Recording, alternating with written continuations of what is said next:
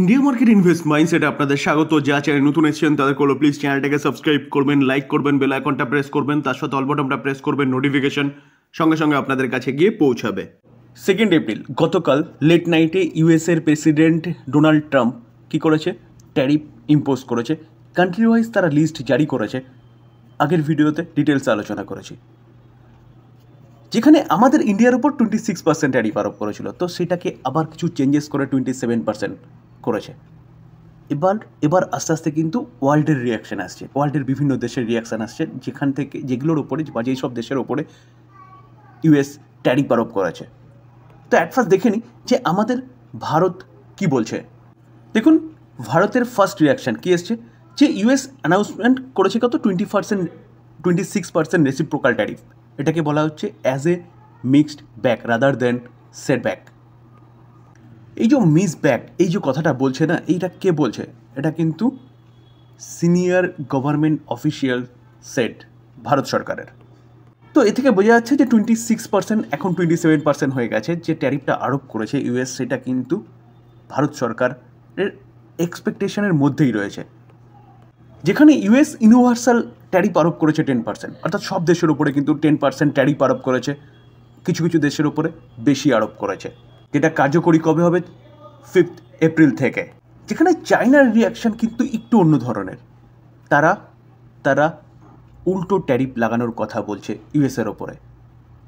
এটা কিন্তু officially news, যেখানে চায়নার ওপর 34% ট্যারিফ আরোপ করেছে ইউএস।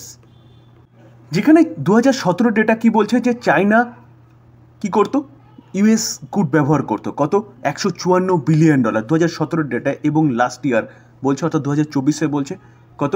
$164 বিলিয়ন তারা ইম্পোর্ট করতো ইউএস থেকে। তো অনেকটা গুডস আসে কিন্তু কোথা থেকে? ইউএস থেকে। তো সেই জায়গায় দাঁড়িয়ে স্যার চায়নাও কিন্তু প্ল্যান করছে ইউএসের গুডসের ওপর এবার তারাও ট্যারিফ ইম্পোজ করবে। তো সেই জায়গায় দাঁড়িয়ে স্যার শুধু চায়না নয়, ওয়ার্ল্ডের আরও দেশ কিন্তু তাই বলছে। তো ট্রেড ওয়ার চালু হতে চলেছে বলতে পারেন, চালু হতে চলেছে মিনস শুরু হয়ে গেছে। দিগ্গজ ইনভেস্টর নীলেশ শাহ, তিনি কোটাকেরও একটা গুরুত্বপূর্ণ পদে রয়েছে, কোটাক সিকিউরিটিস। তো সেখান থেকে নীলেশ শাহ কী বলছে, যে এই যে ট্রাম্প যে ট্যারিফের খেলা খেলছে, তো সেই ট্যারিফের খেলাতে কিন্তু ইউএসের অর্থাৎ আমেরিকার গ্রোথের বাধা পড়তে পারে। কারণ ইনফ্লেশন বাড়বে স্বাভাবিকভাবে। প্রতি কটা দেশের গুডস যদি তাদের দেশে আসে বেশি দামে, তাহলে সেই পে করতে হবে কাকে? অবভিয়াসলি পে করতে হবে ইউএসের লোকেদের। তো ইনফ্লেশন বাড়বে, ইনফ্লেশন বাড়লে কিন্তু কোথাও যেন আবার রিসেশনের কথাই শোনা যাচ্ছে। নীলেশ শাহ তাই বলছে। দেখুন কি বলছে তিনি। Nilesh Shah recalled that the US economy has in the past been negatively impact by trade tariff citing 1828 and 1930। তো তিনি কিন্তু 1828 বা 1930 যে গ্রেট ডিপ্রেশনের কথা আমরা শুনেছি, সেই গ্রেট ডিপ্রেশনের কথা বলছেন। বলছে when the tariff imposition where follow by recession, অর্থাৎ রিসেশনকেই কিন্তু ফলো করছে এই ট্যারিফ। কারণ বিভিন্ন দেশ যদি উল্টো ট্যারিফ আরোপ করে, তাহলে কিন্তু এই যুদ্ধ আস্তে আস্তে বাড়তে থাকবে। আলটিমেটলি ক্ষতি হবে, বেশি ক্ষতি হবে আমেরিকার, কারণ আমেরিকাই ইন্ডিভিজুয়ালি প্রতি কটা দেশের সাথে কিন্তু ট্যারিফ যুদ্ধটা শুরু করেছে। দেখলে দেখা যাবে যে ডাউয়ের ফিউচার থামছেই না। এখনও দেখলে দেখা যাবে যে কত 2.73% ডাউনে রয়েছে, অর্থাৎ প্রায় 3.5% মতন কিন্তু ডাউনে রয়েছে। এবং ন্যাসড্যাকের ফিউচারকে দেখলে দেখা যাবে ন্যাসড্যাকের ফিউচার কিন্তু 3.61% ডাউনে রয়েছে। কারণ স্যার যেটা একটু আগে বলছিলাম, সবচেয়ে বেশি ভয় হচ্ছে ইউএসের। প্রতি কটা দেশ যদি ইউএসের বিরোধিতা করে, তাহলে কিন্তু ইউএসের ইনফ্লেশন বাড়বে, যেখানে ইউএসের ইকোনমির ক্ষতি হবে। দেখুন এই আর্টিকেল দেখলেও দেখা যাবে US recession likely after Trump liberation day tariff. কে বলছে? এক্সপার্টরা বলছে। দিগ্গজ ব্রোকিং হাউস নমুরাও কিন্তু একই কথা বলছে, যে ট্রাম্পের tariff out US recession fear in Asian stock market may fall মোর।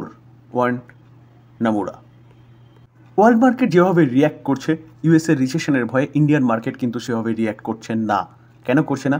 কারণ ইন্ডিয়ার কাছে একটা অপরচুনিটি রয়েছে। ফরেন ইনস্টিটিউশন ইনভেস্টর কিন্তু আবারও ভারতের মার্কেটে আসতে পারে, যেটা লাস্ট আমরা 6 মাস ধরে দেখেছি কন্টিনিউয়াসলি ফরেন ইনস্টিটিউশন ইনভেস্টর বিকোয়ালি করেছে।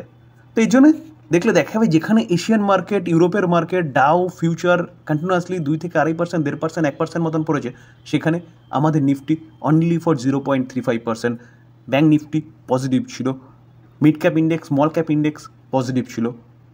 তো সেই জায়গায় রিসার অপরচুনিটি কিন্তু আমাদের মার্কেটে রয়েছে, যেখানে ইউএস আদার্স দেশ যদি ট্রেড ওয়ার শুরু করে তাহলে কিন্তু ভারতে কী হতে পারে, ভারতের ফরেন ইনস্টিটিউশন ইনভেস্টর বা এফআইএসদের বাপসি হতে পারে। তার পাশাপাশি আমাদের কাছে 7 থেকে 9 এপ্রিল, অর্থাৎ 7 থেকে 9 এপ্রিল মিটিং হবে, আর 9 এপ্রিল কিন্তু আমাদের আউটকাম পাবো। তো এই আউটকামের ওপর কিন্তু আমাদের মার্কেটে অনেকটা ডিপেন্ড করছে। কিসের আউটকাম পাবো?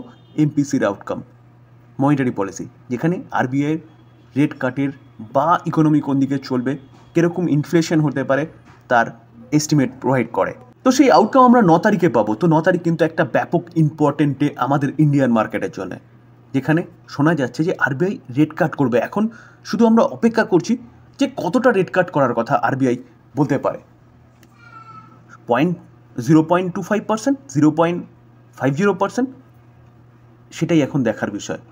তো আরবিআই রেট কাট করা মানে মার্কেটে লিকুইডিটি বাড়া, আর লিকুইডিটি বাড়া মানে ইকুইটি মার্কেটের জন্য কিন্তু ভালো, যেখানে মার্কেট ভালো করতে পারে। পরপর দুদিন প্রায় 6.5% গিরাওয়াটের পরে আজকের দিনে দেখলে দেখাবে কোম্পানিটা এই মার্কেটে প্রায় 2%, 15% মতন একটা ভালো আপসাইড মুভমেন্ট দেখিয়েছে। কে? ভারত ইলেকট্রনিক। কাজ কী করে? কোম্পানিটার ডিফেন্স সেগমেন্টে ব্যাপক এক্সপোজার রয়েছে, এবং তার পাশাপাশি কোম্পানিটা ইলেকট্রনিক সেগমেন্টেও কিন্তু কাজ করে। তো আজকের দিনে এতটা ভালো মুভমেন্ট দেখানোর পিছনে কিন্তু একটা ব্যাপক বড় নিউজ আছে। তো চলুন নিউজটা কি সেটা দেখে নিই। ভারত ইলেকট্রনিক শেয়ার আজকের দিনে ভালো আপসাইড মুভমেন্ট দেখানোর পিছনে যদি কারণ বলেন, তাহলে কারণ হচ্ছে ইন্ডিয়ান এয়ারফোর্স থেকে কোম্পানিটা কিন্তু অর্ডার পেয়েছে কত, 593 করোড়ের একটা কন্ট্রাক্ট সাইন করেছে এই কোম্পানিটা। যেখানে এই অর্ডারটা কিসের অর্ডার পেয়েছে? বেল পেয়েছে, দেখুন কিসের, maintenance service for Akash missile system, যেখানে মেনটেনেন্স এবং সার্ভিস করবে কে? ভারত ইলেকট্রনিক। এটা কিন্তু ভারত ইলেকট্রনিকের অর্থাৎ বেলের থেকে অফিসিয়ালি নিউজ। তার জন্যই স্যার দেখলে দেখাবে আজকের দিনে কোম্পানিটা কিন্তু এতটা ভালো মুভমেন্ট দেখিয়েছে।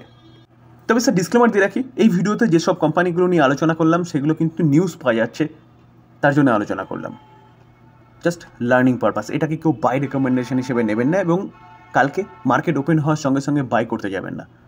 বাই করার আগে অবশ্যই নিজে ভালো মতন অ্যানালিসিস করবেন, তারপরে বাই করবেন, বা আপনি আপনার ফাইন্যান্সিয়াল অ্যাডভাইজারের সাথে কথা বলে নিয়ে তারপর বাই করবেন। থ্যাংক ইউ, ভালো থাকবেন।